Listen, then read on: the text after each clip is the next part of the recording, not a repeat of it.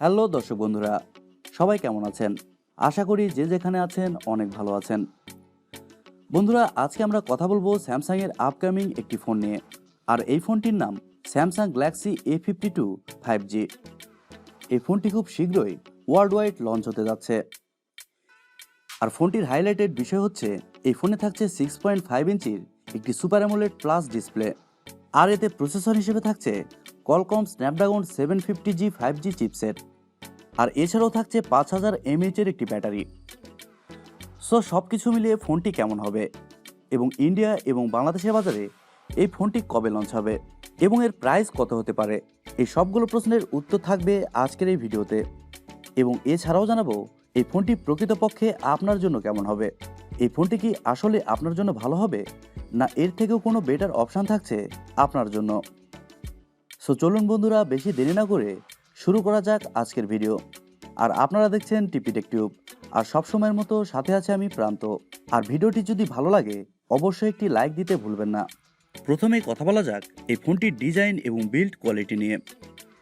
এই ফোনের ব্যাক সাইডে ব্যবহার করা হবে প্লাস্টিক আর পলিকার্বনেটের সাথে থাকবে গ্লসি ফিনিশ, যার কারণে ফোনটিকে দেখতে প্রিমিয়াম লাগবে। আর বরাবরের মতো স্যামসাং এই ফোনটির ব্যাক সাইডে ব্যবহার করেছে 4 ক্যামেরা সেটআপ। আর এই ফোনটির ক্যামেরার ডিজাইনটা একটু পরিবর্তন করা হয়েছে, যার কারণে অবশ্য ফোনটিকে দেখতে খারাপ লাগছে না।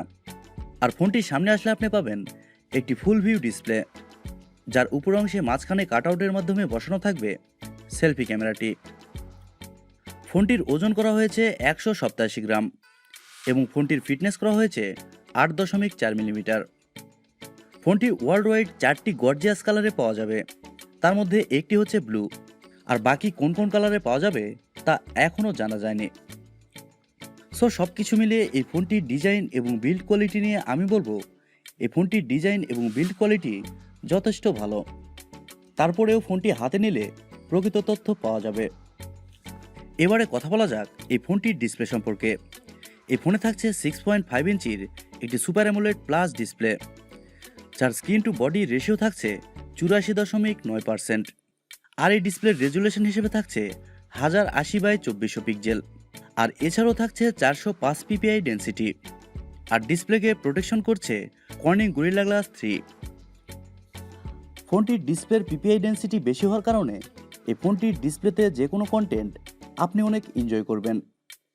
আর স্যামসাংয়ের ফোনে সুপার অ্যামোলেড প্লাস ডিসপ্লে, তার মধ্যে আবার ইন ডিসপ্লে ফিঙ্গারপ্রিন্ট। সো সব কিছু মিলে ফোনটির ডিসপ্লে একদমই পারফেক্ট। আপনারা কি বলেন কমেন্ট করে জানাতে ভুলবেন না।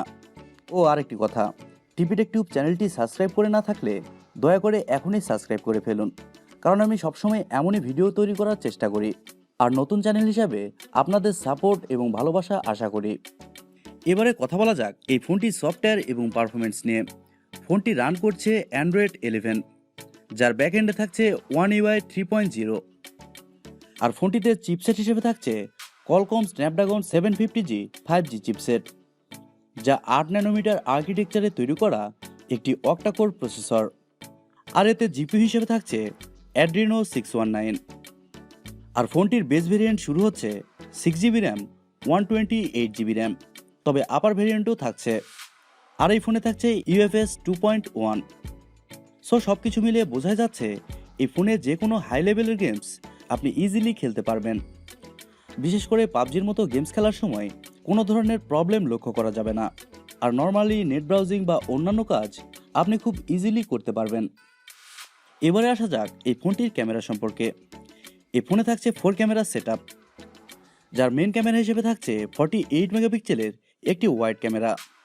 তবে কেউ কেউ বলছে ক্যামেরা থাকবে 64 মেগাপিক্সেলের, এবং সেকেন্ডে থাকছে 12 মেগাপিক্সেলের একটি আল্ট্রাওয়াইড, এবং এছাড়াও থাকছে 5 মেগাপিক্সেলের একটি ম্যাক্রো সেন্সর, এবং আরও থাকছে 5 মেগাপিক্সেলের একটি ডেপথ সেন্সর। এবং ক্যামেরার ফিচার হিসেবে থাকছে এলইডি ফ্ল্যাশ, এইচডিআর, প্যানোরামা।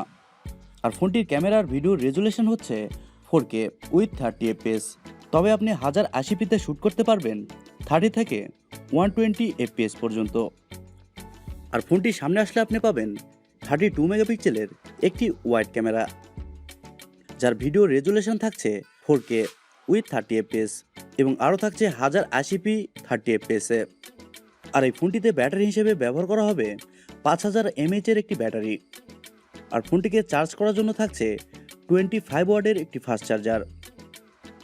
এবারে কথা বলা যাক এই ফোনটি আসলে কবে লঞ্চ করা হবে এবং এই ফোনটির দাম কত হবে।